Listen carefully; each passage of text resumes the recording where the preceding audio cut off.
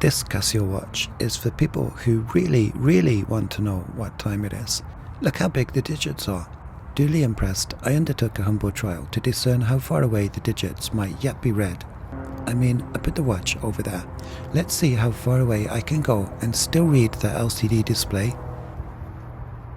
Too easy.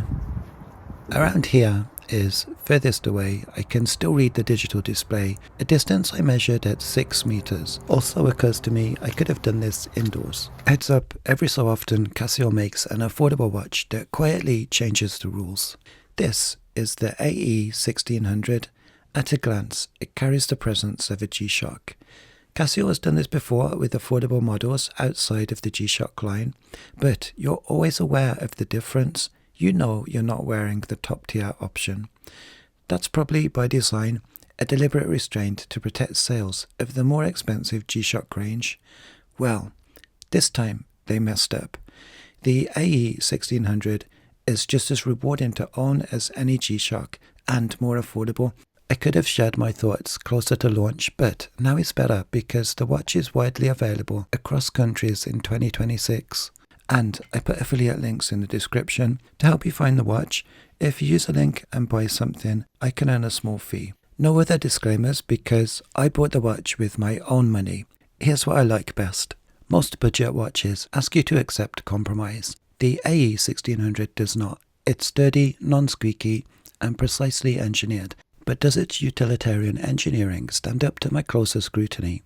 When I push the buttons, they have just the right amount of reassuring resistance and are large enough to be useful when wearing gloves or with sweaty hands during a workout. That emphasis on tactile utility carries over into the strap's physical architecture. The strap utilizes this reinforced lug-integrated system similar to a G-Shock, which creates a pre-curved tension arc.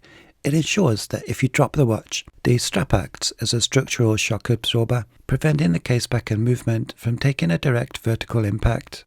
But what nobody tells you about this on the G-Shock, and I'll use this G-Shock GW1600 to demonstrate, is that the reinforcement prevents the strap from conforming to the curvature of my wrist. In my case, even if fastened tightly, see?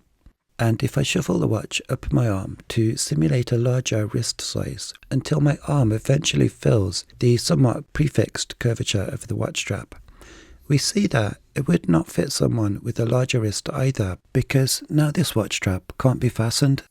Contrastingly, the strap on the Casio AE1600 feels like it has a lower modulus of elasticity, or simply uses a little less material around the structure. See how I can squish it more? This translates to a strap that conforms better to the circumference of my wrist, demonstrating stronger ergonomics for a more comfortable fit.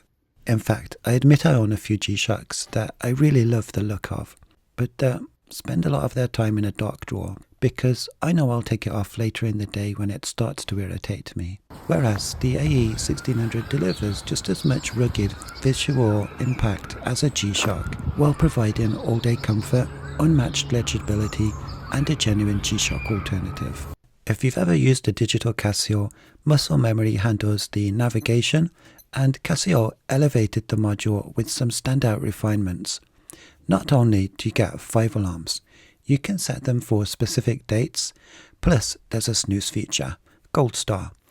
And this is not a given in 2026. The 24-hour stopwatch outperforms Casio's newer MIP display watches that I've tested by including a split time, something the LCD display with its high refresh rate has no problem with and shows live hundredths of a second. Behold, 2 amber LEDs with afterglow. What else? 10-year battery life, 24-hour repeating countdown timer, and dual time. It's more watch than I reckoned for. Next time, more Casio and a serious rival to the AE1600. Bye.